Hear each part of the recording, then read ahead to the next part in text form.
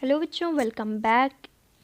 Science के chapter number 8 के important question के डिस्कशन करने वाले हैं। हम पहले एएमयू के प्रीवियस ईयर क्वेश्चन पे बात करेंगे, फिर मूव करेंगे जामिया के प्रीवियस ईयर क्वेश्चन पे, और उसके बाद हम डिस्कस करने वाले हैं कुछ ऐसे क्वेश्चंस जो अभी तक आए नहीं हैं लेकिन बहुत ही इंपॉर्टेंट है। तो हम डिस्कस करेंगे मोस्ट एक्सपेक्टेड क्वेश्चंस। जो बच्चे चैनल पे नए हैं, मेक श्योर आपने चैनल को सब्सक्राइब कर दिया हो। यहाँ पे जामिया एएमयू 9th एंट्रेंस का पूरा कोर्स आपको अपलोड मिल रहा है फ्री ऑफ कॉस्ट। सबसे पहला क्वेश्चन अलीगढ़ से है। क्वेश्चन सामने है आपके, nuclear membrane is absent in. आपको बताना है न्यूक्लियर मेम्ब्रेन किस में एब्सेंट होता है। एनिमल सेल नहीं जी, बहुत बिल्कुल गलत बात है। ह्यूमन चीक सेल बिल्कुल गलत है। प्लांट सेल गलत है। ब्लू ग्रीन एल्गी में न्यूक्लियर मेम्ब्रेन कहाँ एब्सेंट होता है? ब्लू ग्रीन एल्गी में। ब्लू ग्रीन एल्गी क्या है? एक प्रोकैरियोटिक सेल है, और प्रोकैरियोटिक सेल में न्यूक्लियर मेम्ब्रेन नहीं पाया जाता है, ये आपको पता है। तो blue green algae is a prokaryotic cell. बाकी जो भी ऑप्शंस दिए हैं वो यूकैरियोटिक सेल्स हैं। आगे बढ़ेंगे, अगला क्वेश्चन है, read the following statement carefully. आपको बताना, amoeba is a unicellular organism. Yes, amoeba is unicellular organism, it's true. Second, a white blood cell WBC can change its shape. Yes, it can change its shape. तो दोनों statement true हैं, both A and B. Which of the following statement is true? Both A and B. Unicellular amoeba एक unicellular organism है और WBC अपना change कर लेता है शेप, राइट। अगले क्वेश्चन पे बढ़ेंगे। नेक्स्ट क्वेश्चन है हमारा, genes are located in. Genes कहाँ प्रेजेंट होते हैं? जीन्स आपको पता है क्या है? जीन्स क्या है? यूनिट ऑफ इनहेरिटेंस है। Unit of inheritance in living organism, मतलब जो एक पेरेंट्स की कैरेक्टरिस्टिक उसके बच्चे में जाती है वो किसकी वजह से जाती है? जीन की वजह से जाती है। और जीन्स कहाँ लोकेटेड हैं? वो होते हैं लोकेटेड क्रोमोसोम्स में। क्रोमोसोम्स में ये लोकेटेड होते हैं genes. Option number B is correct. ये क्लियर रखिएगा, बहुत इंपॉर्टेंट क्वेश्चन है ये। आगे बढ़ेंगे, अगला क्वेश्चन है, longest cell found in body of animals. सबसे लंबा सेल, लॉन्गेस्ट सेल जो पाया जाता है एनिमल्स में, वो कौन सा सेल है? क्लियरली एनसीईआरटी में बताया गया। उस सेल को हम कहते हैं नर्व सेल। नर्व सेल, इसको न्यूरॉन भी कहा जाता है। नर्व सेल और neuron is the longest cell in animal, ठीक है। आगे बढ़ेंगे, अगला क्वेश्चन है हमारा, the jelly like substance present between the cell membrane and nucleus is called. Cell membrane और न्यूक्लियस के बीच में मौजूद जो जेली लाइक सब्सटेंस होता है उसे क्या कहते हैं? हम, ये सेल मेम्ब्रेन हो गया, ये हमारा हो गया न्यूक्लियस। अब यहाँ पे जो जेली लाइक सब्सटेंस होता है वो बताना है, उसे क्या कहते हैं? इसे हम कहते हैं cytoplasm. Option number B is correct, ठीक है।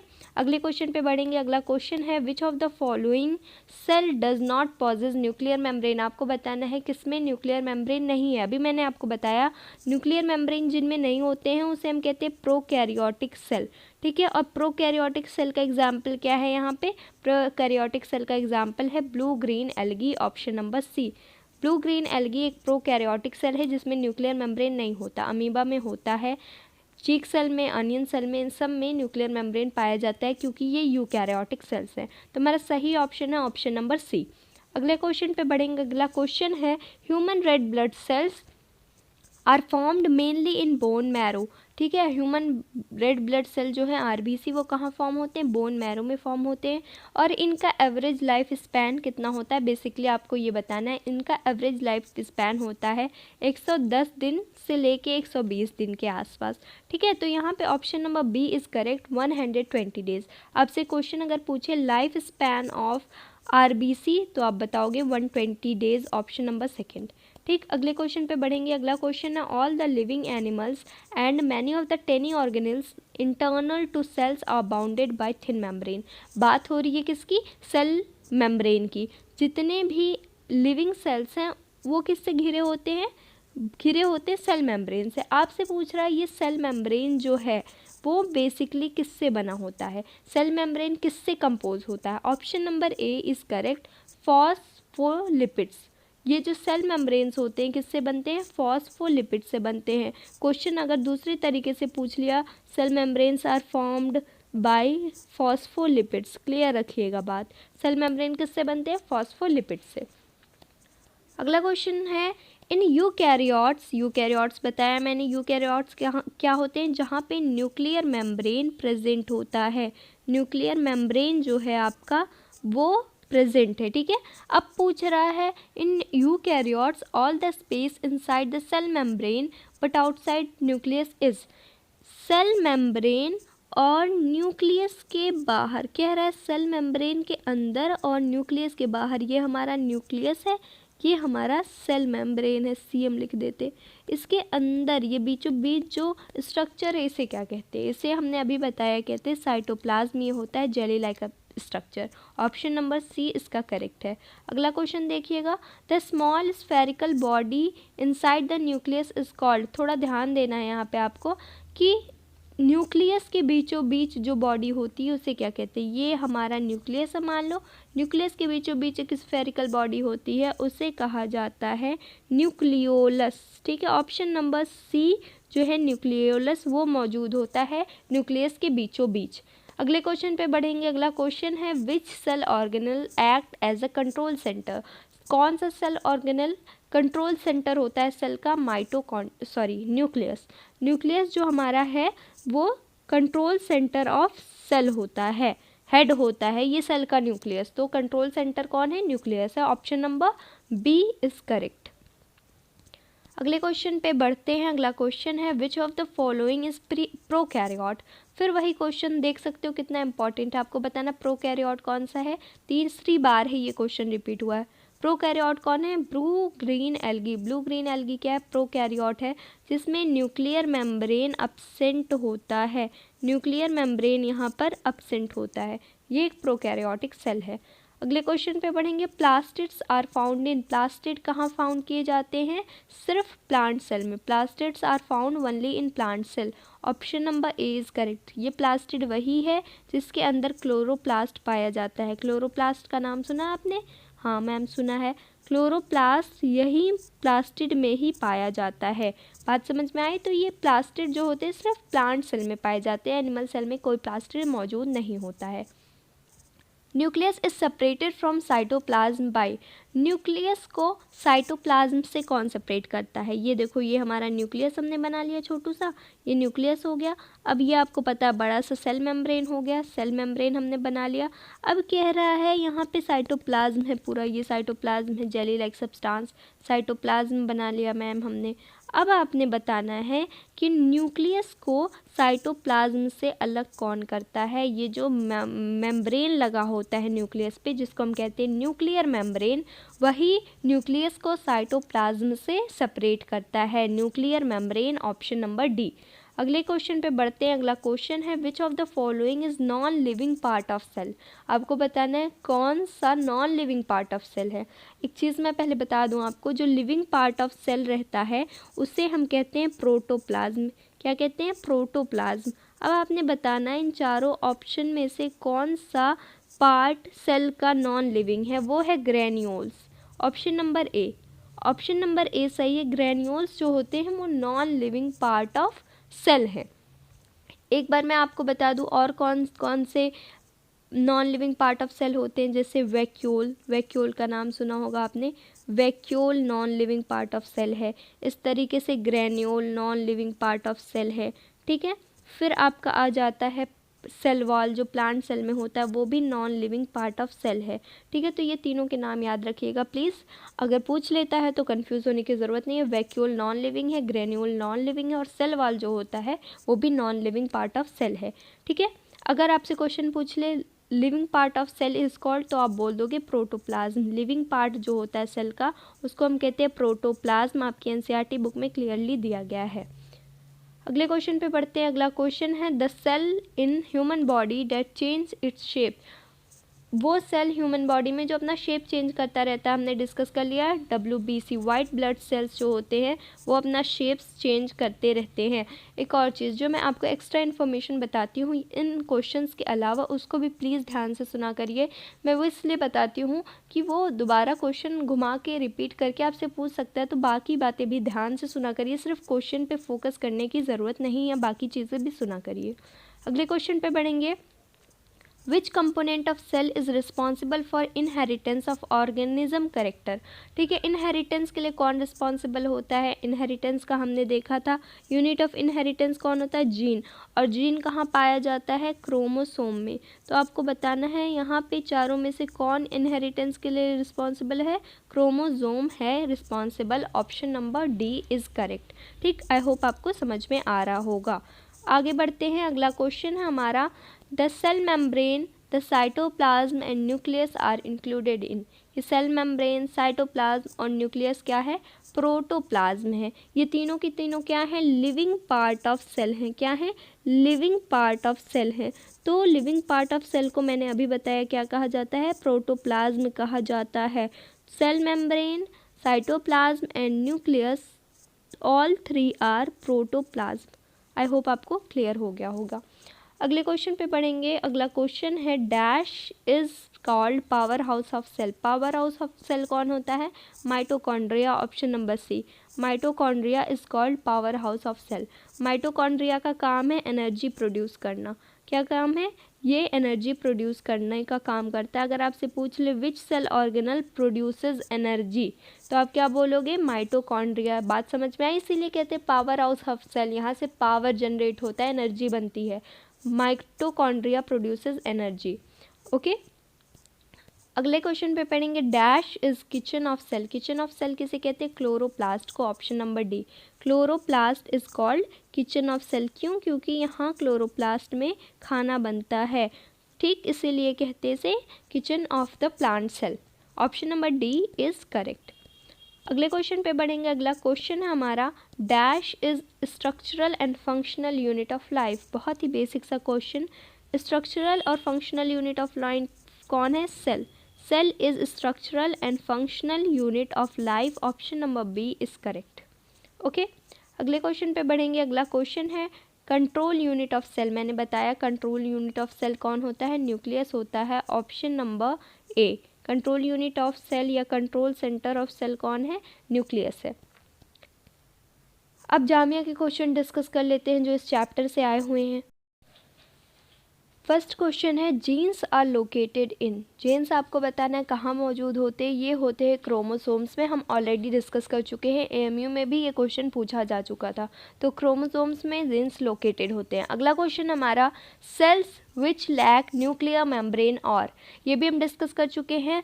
सेल्स जिनमें न्यूक्लियर मेम्ब्रेन नहीं होता है उन्हें क्या कहते हैं? हम प्रोकैरियोटिक सेल्स कहते हैं। यहाँ पे स्पेलिंग मिस्टेक हो गई है, प्रो रहेगा PRO। Prokaryotic cells lacks nuclear membrane.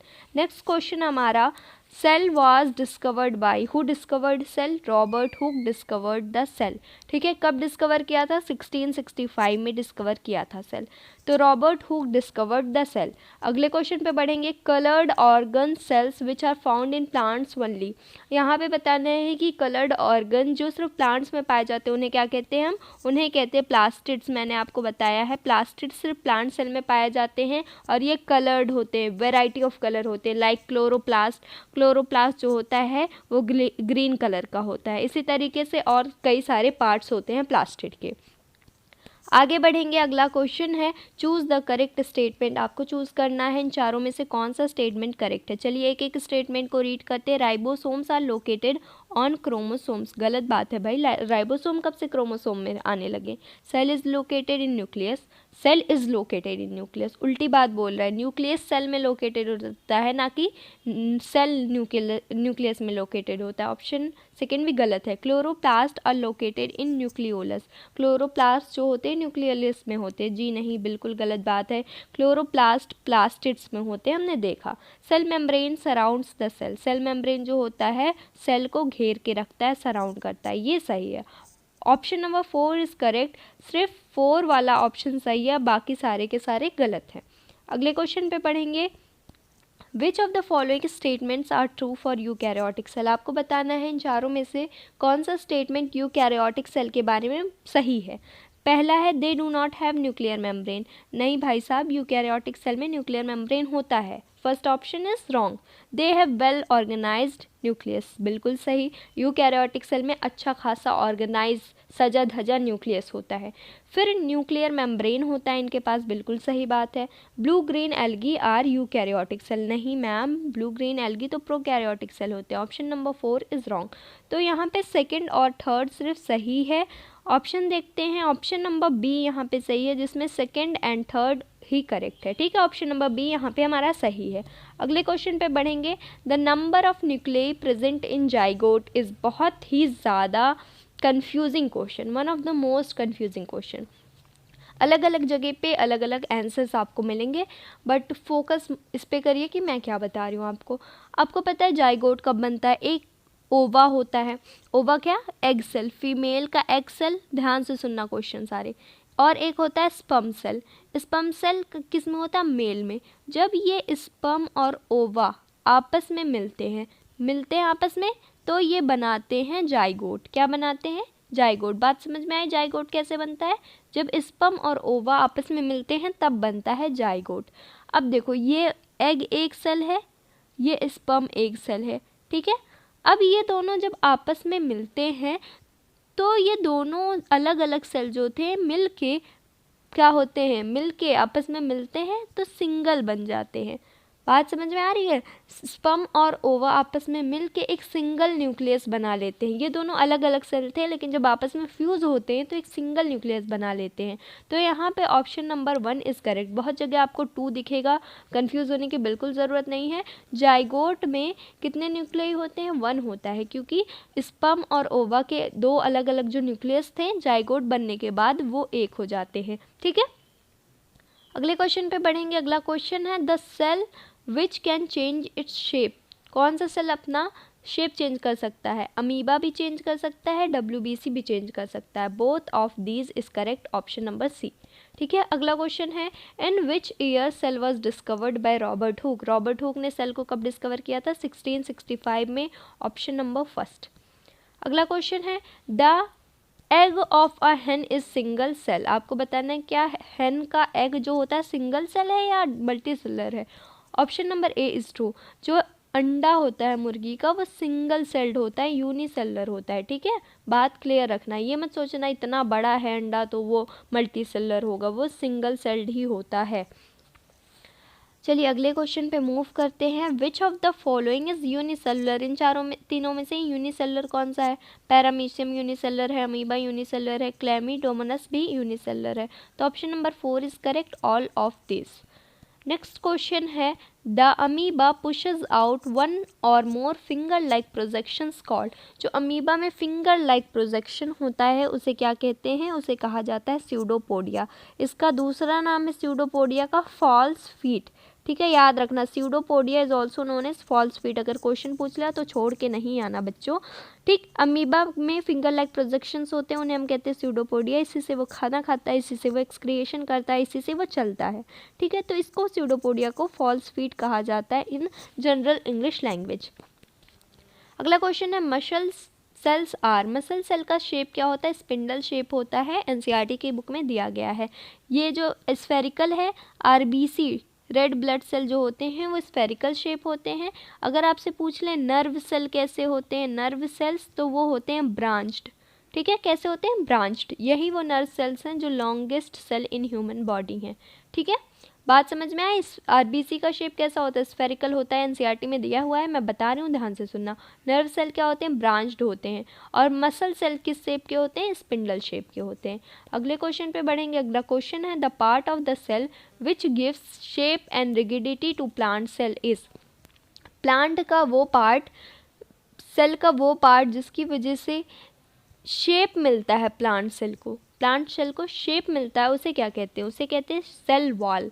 ठीक है, प्लांट सेल का जो शेप है वो कौन देता है? सेल वॉल देता है। अगर पूछे आपसे यहाँ पे एनिमल सेल को शेप कौन देता है, एनिमल सेल को शेप कौन देता है, तो अब लगाओगे सेल मेम्ब्रेन, क्योंकि आपको पता है सेल वॉल जो है वो एनिमल सेल में नहीं पाया जाता। तो अगर आपसे एनिमल सेल पूछ लेगा तो सेल मेम्ब्रेन बताओगे, अगर आपसे प्लांट सेल पूछ लेगा कि प्लांट सेल को शेप कौन देता है तो सेल वॉल बताओगे। अगले क्वेश्चन पे पढ़ेंगे which one is smallest cell. Smallest cell कौन सा है? ठीक है, स्मॉलेस्ट सेल है PP येलो। अर्थ पे जो स्मॉलेस्ट सेल है वो क्या है, PPLO है।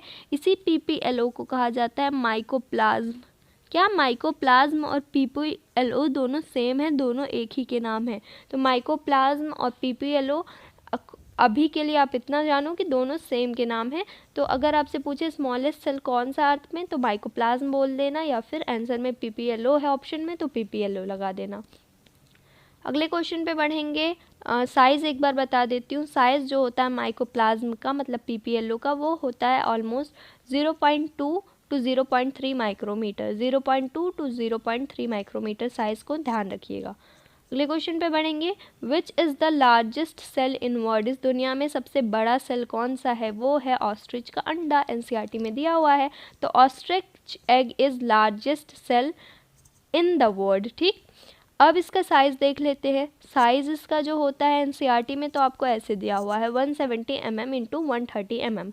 बच्चा ध्यान रखना, क्वेश्चन आ सकता है। तो ये NCERT में इस तरीके से दिया है, सेंटीमीटर में क्वेश्चन आएगा तो ये ध्यान रखना 15 सेंटीमीटर से 18 सेंटीमीटर के बीच में रहता है ऑस्ट्रिच एग का साइज़। अगले क्वेश्चन पे पढ़ेंगे। The dash is the largest cell in human body. Largest cell human body में कौन सा है, ह्यूमन बॉडी में लार्जेस्ट सेल होता है ओवम। ठीक है, ओवम जिसे हम कहते हैं एग सेल, जो फीमेल बॉडी में पाया जाता है।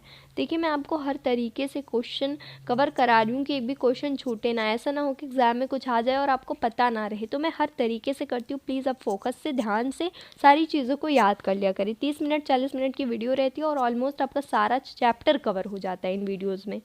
ठीक, तो लार्जेस्ट सेल ह्यूमन बॉडी में, ह्यूमन बॉडी, फिर ध्यान देना ह्यूमन बॉडी पूछ रहा है। जब ह्यूमन बॉडी पूछेगा तो बोलोगे ओवम या एग सेल। अगर आपसे पूछ ले smallest cell in human body, अगर आपसे पूछ ले smallest cell in human body, तब क्या बोलोगे, स्पर्म। स्पर्म जो होता है ह्यूमन बॉडी में स्मॉलेस्ट सेल है और लार्जेस्ट सेल ह्यूमन बॉडी में ओवम है। और यहीं से कंफ्यूज नहीं होना, अगर आपसे पूछेगा इन द वर्ल्ड मतलब इस अर्थ पे सबसे लार्जेस्ट सेल क्या है, ऑस्ट्रिच एग बताओगे। और सबसे स्मॉलेस्ट सेल पूछेगा अर्थ पे तो क्या बोलोगे, माइकोप्लाज्म या PPLO। ये हम ह्यूमन बॉडी की बात कर रहे थे। चलिए अगले क्वेश्चन पे बढ़ते हैं। Which of the following is correct sequence, sequence किसका करेक्ट है। देखिए मैं आपको सीक्वेंस अलग बता देती हूँ। पहले सेल्स होते हैं, ठीक, सेल्स कई सारे मिलके बनाते हैं टिश्यूज़, सेल्स कई सारे मिलके बनाते हैं टिश्यूज़, और टिश्यूज़ कई सारे मिलके क्या बनाते हैं, ऑर्गन्स। तो कौन सा सीक्वेंस सही है, cells, tissues and organs, option number 2। ठीक है, नेक्स्ट क्वेश्चन है हमारा next. A biological part of cell that separates inner part of the cell from outside environment is called. कह रहा है सेल का वो पार्ट जो सेल को बाहरी इन्वायरमेंट से, ये बाहरी इन्वायरमेंट है, इससे प्रोटेक्ट करता है, बचाता है या सेपरेट करता है। तो ये जो है हमारा, ये बचाने वाला जो है, सेपरेट करने वाला, इसे हम कहते हैं प्लाज्मा मेम्ब्रेन, जिसे कॉमन लैंग्वेज में हम क्या कहते हैं, सेल मेम्ब्रेन। सेल मेम्ब्रेन और प्लाज्मा मेम्ब्रेन दोनों एक ही चीज़ के नाम है, याद रखना। तो इंटीरियर ऑफ सेल को बाहरी इन्वायरमेंट से कौन सेपरेट करता है, सेल मेम्ब्रेन या फिर प्लाज्मा मेम्ब्रेन। अगले क्वेश्चन पे बढ़ते हैं। The major building blocks of cell membrane is, cell membrane का मेजर बिल्डिंग ब्लॉक क्या है, मैं डिस्कस कर चुकी हूँ, फॉस्फोलिपिड्स। फॉस्फोलिपिड्स जो होते हैं वही सेल मेम्ब्रेन या प्लाज्मा मेम्ब्रेन, दोनों सेम है, फिर मत कंफ्यूज हो जाना। एग्जाम में सेल मेम्ब्रेन प्लाज्मा मेम्ब्रेन आ गया तो बोल दो मैम आपने बताया ही नहीं था। प्लाज्मा मेम्ब्रेन सेल मेम्ब्रेन दोनों सेम है। तो किससे बनते हैं, फॉस्फोलिपिड से बनते हैं। ये प्रीवियस ईयर में आ चुका है। अगले क्वेश्चन पे बढ़ते हैं। अगला क्वेश्चन हमारा, the jelly like interior of cell is, बहुत बार डिस्कस कर चुके हैं। जो जेली लाइक स्ट्रक्चर होता है सेल के अंदर उसे हम कहते हैं साइटोप्लाज्म, या फिर इसे हम साइटोप्लाज्म ही कहते हैं। ठीक है, आगे बढ़ेंगे, सॉरी आई वाज जस्ट। अगला क्वेश्चन है हमारा, which organelle acts as suicidal bag of cell. किस ऑर्गेनल को, किस सेल ऑर्गेनल को सुसाइडल बैग ऑफ सेल कहा जाता है। लाइसोसोम को suicidal bag of the cell कहा जाता है। ठीक है, फिर देखिए इसका फंक्शन और क्या होता है। इसको कहा तो जाता है सुसाइडल बैग ऑफ सेल, लेकिन इसका एक और काम है, क्या है, ये जितना भी डाइजेशन वाला काम रहता है सेल में, breaking down and digesting things, lysosome क्या करता है, जितना भी ब्रेक डाउन और डाइजेशन का प्रोसेस रहता है सेल में उसको कंडक्ट करता है। अगर आपसे क्वेश्चन पूछ ले which cell organelle is responsible for breaking down and digesting things, तो आप बिना सोचे समझे बता देना लाइसोसोम। ठीक है, इसको suicidal bag of the cell भी कहा जाता है, टाइटल नेम याद रखिएगा। Which of the following is called power house of cell, power house of cell कौन है, माइटोकॉन्ड्रिया है। माइटोकॉन्ड्रिया का फंक्शन क्या है, एनर्जी प्रोड्यूस करना। सेल का एनर्जी प्रोडक्शन का जो काम होता है वो कौन करता है, माइटोकॉन्ड्रिया करता है।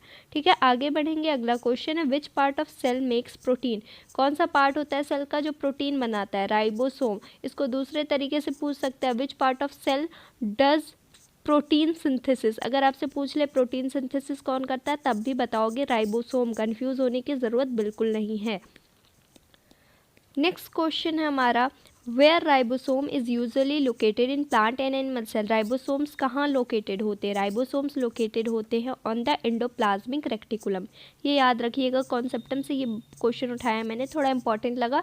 राइबोसोम्स कहाँ लोकेटेड होते हैं, एंडोप्लाज्मिक रेटिकुलम में। ठीक है, तीन चीज़ें समझ में आ गई राइबोसोम के बारे में। राइबोसोम कहाँ होते हैं, एंडोप्लाज्मिक रेटिकुलम में।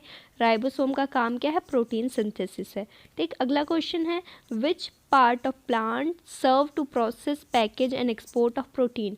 ठीक है, कौन सा पार्ट ऑफ सेल क्या करता है, प्रोसेस करता है, पैक करता है और एक्सपोर्ट करता है प्रोटीन को, वो करता है गोल्गी अपार्टस। मतलब जो डिलीवरी वाला काम है, पैक करना और डिलीवरी वाला काम है प्रोटीन का, वो कौन करता है, गोल्गी अपार्टस। ठीक है, क्या करता है, ये डिलीवरी वाला काम करता है, पैकेज एंड प्रोसेस का काम करता है।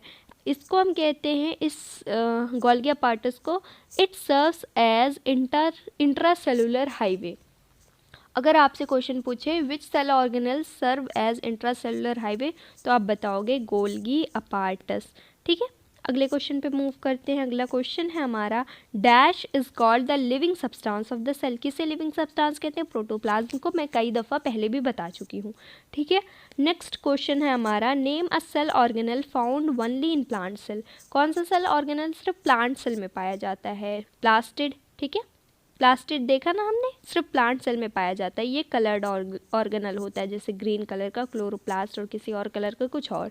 ठीक है, अब एक बात देख लेते हैं, ऐसे ऑर्गेनल जो सिर्फ प्लांट सेल में पाए जाते हैं, प्लास्टिड। सेल वॉल सिर्फ प्लांट सेल में पाया जाता है। वैक्यूल्स जो होते हैं वो प्लांट सेल में लार्ज पाए जाते हैं और एनिमल सेल में स्मॉल वैक्यूल्स पाए जाते हैं। इन वैक्यूल का काम क्या होता है, इन वैक्यूल का काम होता है गंदी चीज़ें जो होती है ना, मतलब वेस्ट मटेरियल को स्टोर करना। वैक्यूल का काम क्या होता है, वेस्ट मटेरियल्स को स्टोर करना। ठीक, वेस्ट मटेरियल ये स्टोर करते हैं। और ऐसे कौन से ऑर्गेनल हैं जो सिर्फ एनिमल सेल में पाए जाते हैं, लाइसोसोम और सेंट्रियोल। लाइसोसोम ज़रूर याद रखिएगा, ये सिर्फ प्लांट सेल एनिमल सेल में पाया जाता है और सेंट्रियोल भी सिर्फ एनिमल सेल में ही पाया जाता है। ठीक, ये बहुत इंपॉर्टेंट पोर्शन है, ये सारे आपको क्लियर होने चाहिए, प्लांट सेल में क्या क्या पाया जाता है और एनिमल सेल में क्या क्या पाया जाता है। बाकी जो होते हैं न्यूक्लियर मेम्ब्रेन, न्यूक्लियस और सेल मेम्ब्रेन, ये सारी चीज़ें दोनों में पाई जाती हैं। मैंने चैप्टर में बहुत डिटेल में डिस्कस कर रखा है, जिन लोगों ने वो वीडियो नहीं देखी चैप्टर डिस्क्रिप्शन में प्लेलिस्ट की लिंक दी गई है, आप वो वीडियोस जाके देख लिया करें। Name the largest plant cell, largest plant cell कौन सा होता है, acetabulum. Option number first is correct, largest plant cell is acetabulum. ठीक है, अगला क्वेश्चन है the unit of measuring cell is, cell की साइज़ को हम किस में मेज़र करते हैं, माइक्रोन में करते हैं। मोस्टली माइक्रोन में सेल की साइज़ को मेज़र किया जाता है। अगले क्वेश्चन पे बढ़ते हैं, अगला क्वेश्चन नहीं है, यहीं पे एंड करते हैं इस वीडियो का। मिलते हैं नेक्स्ट चैप्टर के इंपॉर्टेंट क्वेश्चंस के साथ। All the very best for your preparation, bye bye.